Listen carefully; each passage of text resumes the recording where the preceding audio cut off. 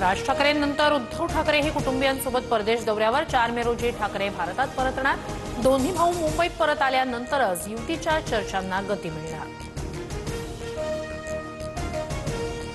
ठाकरे बंधूंनी एकत्र येण्यासाठी कार्यकर्ते आग्रही। अभिनंदन ठाकरे बंधूंनो, लवकर एकत्र या, मनापासून एकत्र या।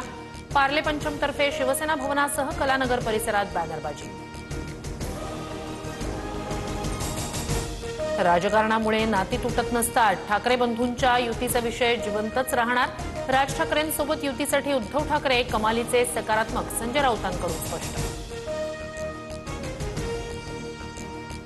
बारामतीतील विद्याप्रतिष्ठानच्या बैठकीसाठी शरद पवार, सुनेत्रा पवार आणि युगेंद्र पवार एकत्र। युगेंद्र पवारांच्या वाढदिवसानिमित्तानं सुनेत्रा पवार यांनी दिल्या शुभेच्छा।